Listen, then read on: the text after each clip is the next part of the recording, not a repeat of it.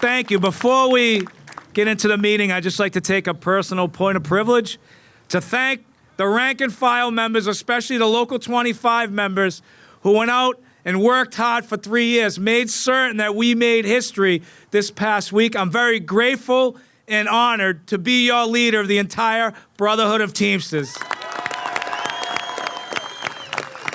Now, we also have some special guests who made this happen, who instilled the faith back in this organization and believed in the endeavor that we just accomplished. And that's my partner, the new General Secretary Treasurer, Fred Zuckerman. Where are you?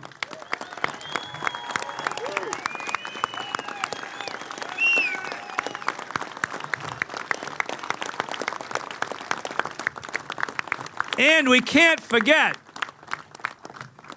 Madam Vice President at Large, Joan Corey.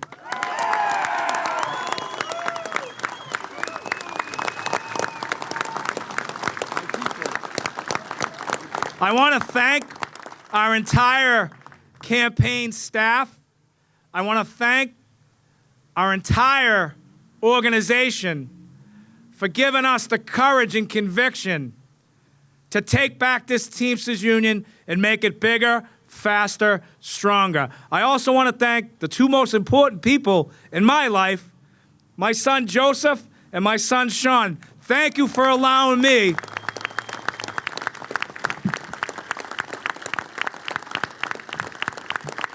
Thank you for allowing me to have the best title in the entire world, and that is Dad. Thank you very much. And I want to thank the big guy upstairs. And it's not God, it's my dad who had 51 years in this organization. Thank you.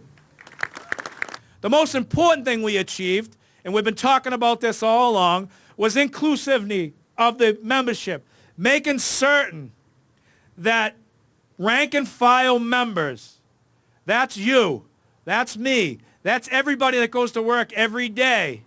When your contract's up and expired, you will have a seat at that table, regardless of who the future leadership is for the next 20, 30, 40 years. You will be involved in the process. The men and women who go to work every single day, who knows the trials and tribulations of what you face every day, looking across the table at the employers who make money off the sweat of your brow, who are only concerned about the bottom line of a balance sheet, now we'll have to look across the table at the people that make them a success, our rank and files. That is a huge, huge victory for us, and we're going to take that as the most amount of strength when we take on these fights moving forward.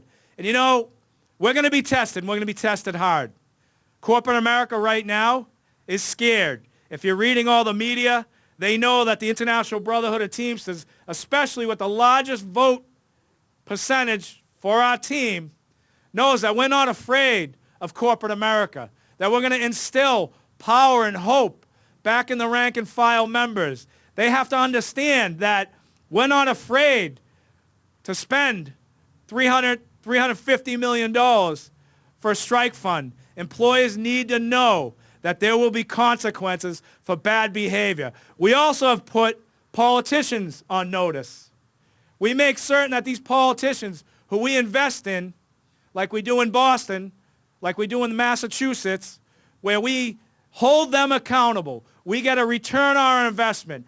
And that return on investment is making certain we have line items in a budget that provides training and opportunity for our members. We make certain that we're positioned on boards and commissions all across the state and in the city.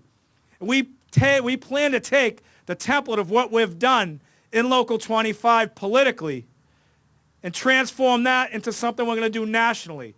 Now, if everybody's followed what's gone on, and, you know, people can criticize the current administration, Biden and whatever, but let's not lose sight of the fact his first order of business, thankfully, because the Teamsters in Georgia worked their asses off to elect 2 senators, he fixed 200 pensions throughout this country, making sure that our members, who no fault of mismanaged pension funds, will be able to retire and maintain their current lifestyle until 2051. Those are the right choices. That's the accountability that we're going to hold, and we're going to make certain that they understand moving forward that these politicians work for us, we're their constituents, we're the Teamsters, we're back, bigger, faster, stronger. And I'm fortunate to be a fourth-generation Teamster, where I got to learn all about the Teamsters around the dinner table. I got to learn about all the trials and tribulations. The one thing I knew, the organization would always be there no matter what. This new generation of workers, they don't understand why we have free health care. They don't understand why we have a defined pension plan where you can retire and maintain your current lifestyle, whether the market's high or the market's low. They don't understand the struggles and fights like a lot of our retirees here have gone through, and the sacrifices that they've made so that we benefit with these great conditions that we currently enjoy. And look, I know everything's not perfect, and it's going to take a long time to fix a lot of these problems. But I will tell you this, on behalf of the International Brotherhood of Teamsters, on behalf of my great partner, Fred Zuckerman, and our team, we are going to fight like no others. We are not going to be afraid to take on the battles, and I'm certain we're going to lose a few. But the one thing is, like I always tell employers, you want to take us on, politicians, you don't want to deliver on what you say you're going to deliver on, and anybody else that wants to take on the International Brotherhood of Teamsters, I've said it many times, I'm going to say it once again. Put your helmets on, buckle your chin straps. It's a full contact sport. Let's go. Teamsters 2021. Thank you very much.